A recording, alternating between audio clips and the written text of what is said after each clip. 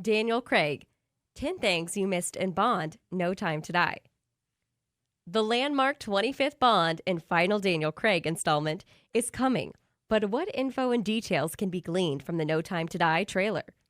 For our money, he is the best Bond yet, a searching, soulful actor who managed to turn the campy, secret agent into a three-dimensional character. After Craig agreed to play Bond, the studio insisted on a screen test. A ritual of the franchise is that all potential Bonds are asked to play the same scene, A Moment in From Russia with Love, in which the spy returns to his hotel room to find Tatiana, a Russian agent, waiting for him naked in bed. Craig hated the rigmarole, the scene of following tradition. "I can't believe my own arrogance, really," he said, but he studied for the part.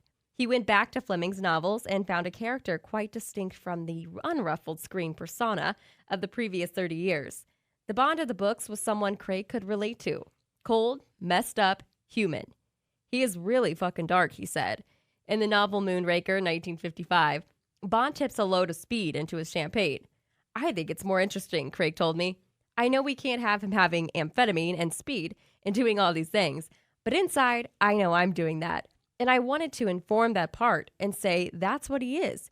He's kind of a fuck up, because this job would fuck you up." He was a born show-off until his parents broke up. When Craig was 4, they ran a pub, the Ring o' Bells in Frodsham, a market town in Cheshire in northwest England. As a toddler, Craig would perform for the regulars, mimicking comics he had seen on TV. Groucho Marx, Laurel and Hardy. "I'd get money," he said. "I suppose I've been making a living out of this from a very early age." Now, as the world gears up for Daniel Craig's final film as 007 nears, he offers some rare reflection on the franchise he redefined and the icon he reimagined. After years of development and months of being delayed for practical health reasons, No Time to Die is finally pushing its release this 20th of November 2020. Expectations are high for what is to be Daniel Craig's final outing as James Bond. Thus, director Cary Fukunaga and his crew have a lot to pack in for the 25th Bond installment. Craig was more involved in the writing of No Time to Die than in other Bond films. "This is my last movie," he said. "I've kept my mouth shut before, and I've regretted that I did." And after the latest trailer just dropped, there are tons to anticipate and speculate for the future of Bond. But more importantly, there are character revelations coming left and right that viewers may not have noticed. So, let's begin. 10. The Maserati that ran over Bond. At the start, the tense scene of James Bond swinging from a wire in the first trailer is showed. But the other tidbit that was included is a car nearly running over Bond before he shielded himself behind a stone barrier in an instant. What may seem to be an ordinary car is actually a Maserati Quattroporte 4, which resembles the Maserati Biturbo that was owned by Franz Sanchez, the main villain in License to Kill. That could be a subtle nod to the last Bond film that featured Timothy Dalton. 9. James Bond visiting MI6. At the end of Spectre, Bond leaves with Dr. Madeleine Swan. After M apprehends Blofeld, it is presumed he left MI6 for good. That is until his friend, CIA field officer Felix Leiter, brought him back to duty to search for a missing scientist. When Bond is called back to the agency, it is shown that he carried a visitor's ID card in M's office. This provides an answer to the question from the previous trailer about security suspecting about finding Bond's identification in their database. 8. Safine's Men. One of the newest features of the new trailer are showcasing the sources of threat by the villain Safine, Rami Malek.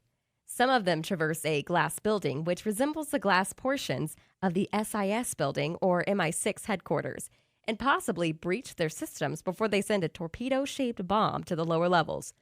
If that is actually the MI6 headquarters, then this is the second time that MI6 was intruded by an enemy since Skyfall. This time around, the villain's men showed more menace to the vulnerable agency. 7. Palomas Reveal.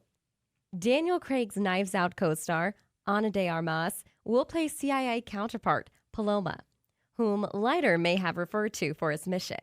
In the latest trailer, she gave out the most dazzling impression by having her wield a gun and take down several goons.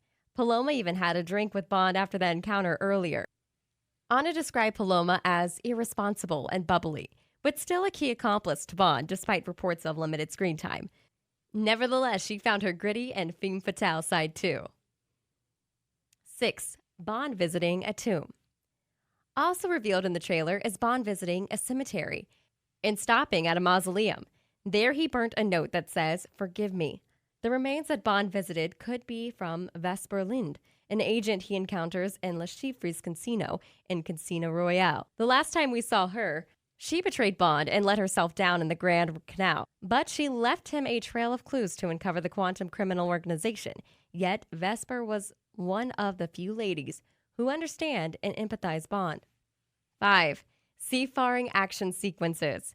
In a few glimpses of the preview, it is revealed that some of the action will be taking place on water, as seen from the ship firing ballistic missiles and the seaplane appearing on frame. Also included is a ship that Bond and Nomi infiltrated. Adding to the fray is Safine's Lair that contains a submarine pin.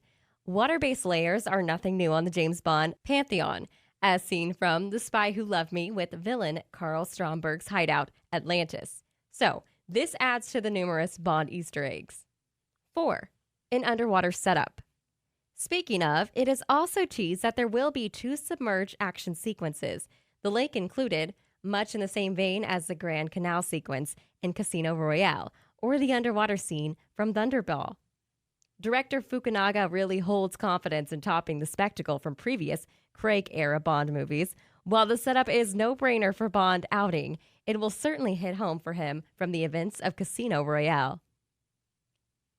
3. Bond and Nomi in drones. As confirmed, the new 00 agent Nomi, Lashana Lynch, took Bond's place for active missions in the agency, and it is speculated that she will present the new, innovative direction for the Bond franchise, since she is someone to transform Bond on a pivotal level. Related, James Bond ranking the 10 most intelligent Bond girls. In a sequence that resembles Mission Impossible, Fallout, Bond and Nomi jump out of a cargo plane via drones.